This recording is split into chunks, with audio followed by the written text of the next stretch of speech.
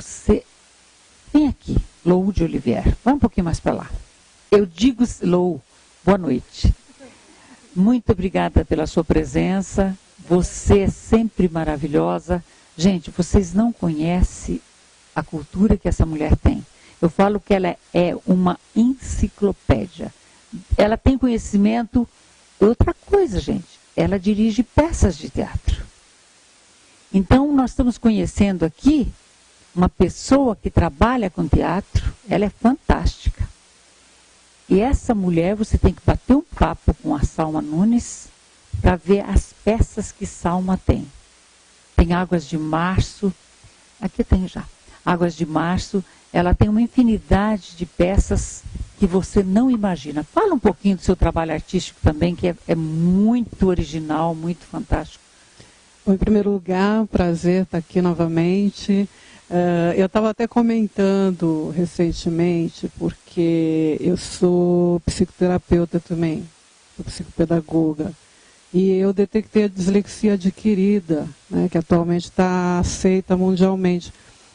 Mas, infelizmente, no meio acadêmico, não é muito bem visto a gente fazer várias coisas. Na Grécia Antiga era, né? Mas agora não é muito. Então, eu estava até comentando isso dessa minha polivalência, que tem um outro lado também. Mas, quanto à sua pergunta, o que eu atuo em artes? Eu sou ex-atriz, né? Ex-coreógrafa, e atualmente eu lido com dança, mais assim como hobby, e eu tanto escrevo quanto dirijo peças teatrais, né? Dramaturgia. Você viu quem que você conheceu? Inclusive eu estou com alguns projetos agora para o segundo semestre, a gente está já começando, né? Não vou falar para fazer surpresa depois. Surpresa. Ela está sempre fazendo surpresa. Tem uns projetos muito bons aí que estão vindo para o segundo semestre, né? Inclusive em terapia também, né? Eu já estou inovando tudo. O segundo semestre vai vir muita coisa boa. Mas é um prazer conhecer vocês, né? Quem sabe a gente fazer uma parceria e vamos produzir, né? O mundo está precisando de arte. É lógico. É isso que o meu programa, às vezes, ele não é tão popular, mas quem se interessa pelo programa se interessa mesmo. Ponto, tem algo muito importante que tem que ser levado em conta, que é a afinidade. Tá? As pessoas vão muito, geralmente vão muito pela matéria, pelo físico, atração física, e não levam em conta algo, eu acho, essencial dentro de uma relação, que é a afinidade. Quando você tem afinidade, por exemplo, você pega uma pessoa extremamente romântica, um homem extremamente romântico, e junta com uma mulher materialista, ou vice-versa, isso não vai dar em nada. Isso já se sabe de antemão que não tem condição. Então, às vezes, por uma atração física, às vezes até pelo material realmente, porque ele ganha bem, porque ela tá com dinheiro, então as pessoas se juntam e depois ficam criando expectativas de algo, tirar leite de pedra, né? Não existe. Então, acho que a afinidade está acima de tudo. Quando as pessoas têm afinidade, você pega dois materialistas, eles se dão muito bem. Se você pega dois românticos, eles se dão muito bem. Agora, se você junta os extremos, dizem que os opostos se atraem, mas eles não podem andar juntos, né? Mas se atraem, mas é um lá, outro cá. E eu acho que falta também, em todas as relações hoje em dia, é o colocar-se no lugar do outro, tá? Se alguém me agride no sentido, não precisa me dar um tapa, se a pessoa está nervosa, está reclamando, está falando de alguma coisa, eu sei que é muito difícil, mas o ideal é que a gente pare 5 segundos que seja e pense, por que ele está me fazendo isso? Por que ele está me falando isso? Qual é o alerta, né? Existe até uma colocação também que quem abandona já foi muito abandonado, né? Então, às vezes, o que abandona acaba sendo o culpado, quando, na verdade, ele abandonou por se sentir abandonado. Não quero entrar nesse assunto porque realmente não vem ao caso, mas eu acho que esses dois fatores são essenciais, a afinidade e o colocar-se no lugar do outro, tá? Bom, eu não quero ser polêmica, já sendo, mas eu sei que nós estamos falando basicamente das mulheres, né, uma homenagem inclusive, mas uma coisa que a gente precisa pensar também em caso de violência, que isso é muito sério. Quem pratica violência geralmente tem algum distúrbio, né, para chegar ao ponto de matar alguém, ou enfim, ou ferir muito. Então, independente de quem causa isso, eu como terapeuta sou obrigada a dizer, há necessidade de se tratar também, né? E outro detalhe, como eu lido com gente, eu sei de muitos casos de mulheres extremamente violentas com os homens, né? Então também tem esse outro lado que eu até sugiro que isso seja também debatido. Por quê? Porque fica uma coisa muito de vitimização, né? Da mulher ser uma vítima, e na verdade a vítima em si, tanto pode ser homem ou mulher, os idosos também, ou criança, e na verdade tem que se ver o outro lado também, de uma pessoa extremamente doente, né? Então tem que se analisar nesse sentido também, né? Não querendo causar polêmica, mas acho que a gente tem que analisar todos os ângulos para se chegar a um acordo, né? Bom, nesse sentido também existe a união, né? Por quê? Porque quando você se casa, você se relaciona com alguém, você pressupõe que há um interesse mútuo de levar essa situação por um bom tempo, né? Então as pessoas vão evoluindo juntas. Agora, se um realmente cresce e o outro fica, isso obviamente termina com a afinidade, termina com a relação, né? Agora, o que se falou de amor genuíno, eu entendo como um amor incondicional, tá? E eu acho que é muito forte falar que ele não existe, porque o amor de mãe é incondicional, tá? O amor, não, você falou que não existe. Então, não, mas eu acho que de mãe é mais ainda, né? Isso não tem nem o que questionar. Agora, nesse sentido também, eu acho que inclusive dentro do casamento é possível sim ter isso, né? Por quê? Porque a partir do momento que você se doa incondicionalmente, se houver a reciprocidade, eu acho que é o ideal do casamento, né? Ou de qualquer relação que você tenha. Então, acho que falar que não existe é muito forte. Na verdade, a gente tem que falar, eu não conheço, eu ainda não vivi esse tipo de amor, mas que ele existe, realmente existe, né? Claro, mas aí é uma questão de união, é o que eu estou falando. Você tem que estar unido dentro de uma relação com os objetivos parecidos, por isso existe a afinidade, e aí os dois caminham em conjunto, né, e a tendência é que eles continuem juntos, tá? Agora, quando não tem aquilo que eu falei, se não houver afinidade já logo de início, um vai estudar, o outro vai ficar vendo a novela, sabe? Quer dizer, não vai acontecer realmente, né? Eu acho que é uma questão sabe, de estar junto realmente, de estar unido dentro de uma mesma relação. A primeira nessa questão, tem até dois artigos meus que acabaram fazendo parte de um livro meu chamado Distúrbios Familiares. Distúrbios Familiares foi um nome que eu inventei, né? Que chama Câncer de Mácula. O que é? Ou mágoas, né? Uma pesquisa muito grande que eu fiz com muitas mulheres que se trataram comigo, que tinham, por exemplo, câncer de seio, né? Que tinham passado por mágoas muito profundas, de amor, enfim, até mesmo pelo próprio espancamento, às vezes pode acontecer, né? Então, tem esse lado também, né, do câncer, de alguns cânceres, né, serem não necessariamente naquele momento detectados, mas eles são um processo longo que vai se tornando cancerígeno, né? Agora, quanto à questão da violência também, eu quero falar só rapidinho. Independente de sexo, né, independente de mulher, homem, todos nós temos o nosso lado bom e o nosso lado ruim, que brigam constantemente em nós, né? Tem até um texto super legal, que é a história de um índio que estava dizendo que ele tinha dentro dele dois cães, né? Um raivoso e o outro dócil, né? E perguntaram para ele quem é que ia vencer. Ele disse o que eu ia alimentar. Então tem muito a ver com o que a gente alimenta, né? Todos nós podemos a qualquer momento cometer um crime, tá? Isso é comprovado. Só que por que nós não fazemos isso? Porque nós temos um controle, nós temos educação, nós temos cultura, nós temos uma série de regras, né?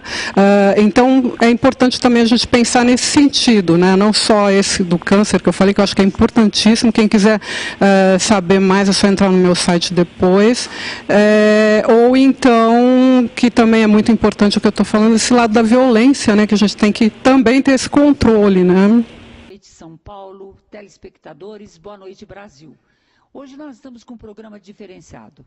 Na semana passada nós estávamos com um programa bonito de dança, 63 anos de TV na Assembleia Legislativa, liderado por Leonel. Foi uma festa maravilhosa, uma comemoração inédita. Eu acredito que nós tivemos um encontro dos fundadores da TV brasileira. E hoje nós estamos com uma pauta completamente diferenciada, como o programa TV Tudo, Fala TV Tudo, Arte, Saúde e Beleza. Hoje nós estamos vendo sobre política. Porque é preciso falar sobre política, aprender sobre política? É preciso porque parece que o Brasil acordou agora. O Brasil está gritando por novos políticos, por movimentos de salva Brasil, salva o nosso país. Então, precisamos também aproveitar o nosso programa, os nossos meios de comunicação, para atender até o povo brasileiro, que eles querem mudança. E para isso nós estamos aqui com pessoas altamente capacitadas para essa discussão. Nós temos o convidado João Osvaldo. João Osvaldo, muito obrigada. Maluli, obrigada pela sua presença. Loude Olivier, também que vai discutir sobre dislexia, que é um assunto extremamente interessante.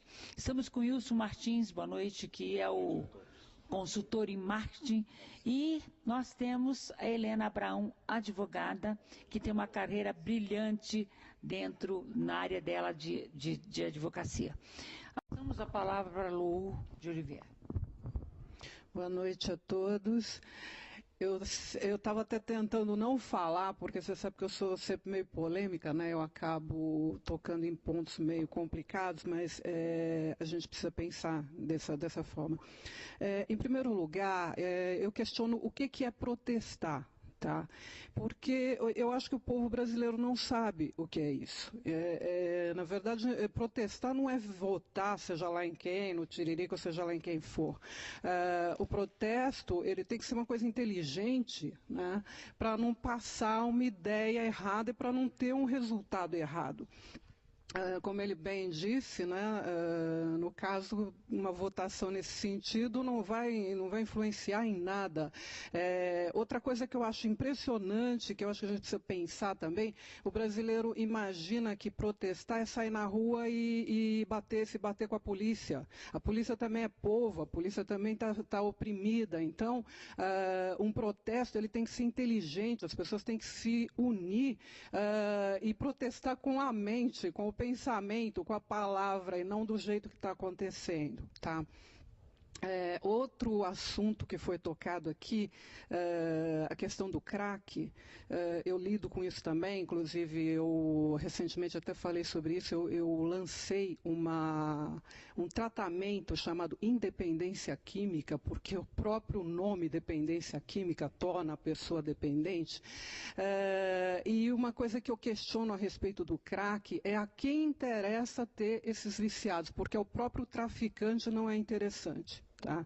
Eu lidei muito tempo com pessoas viciadas, eu tive uma equipe que ia até as favelas para assessorar, para ajudar essas pessoas, e ao próprio traficante não há interesse porque é uma química, é uma droga que mata muito rápido e para ele não importa. Então nós temos hoje, não em nível Brasil, mas em nível mundial, uma população incalculável de viciados. Então eu deixo essa pergunta também, não que eu não saiba a resposta, mas eu acho que as pessoas precisam pensar nisso. A quem interessa esse tipo de vício? Tá? E uma outra questão também, que eu nem quero entrar muito a fundo, mas eu até falava na minha mocidade, eu fui delegada, né, durante uma das votações, e eu presenciei coisas ali absurdas na apuração, inclusive a gente brincava, falava que parece que abriram umas urnas de Marte, e de repente um candidato que não tinha a mínima chance de ganhar, ganhou. Na nossa cara ali. Então eu questiono um outro fator também. Se naquela época que era voto de papel, que era difícil a gente estar fazendo um por um, imaginem agora com a votação digital como é fácil manipular. Então tudo isso tem que ser pensado, porque senão eu acho que menosprezam a nossa inteligência. Tá? E nós temos que mostrar que protestar é realmente mostrar que nós temos inteligência, raciocínio e nós podemos mudar de uma outra forma.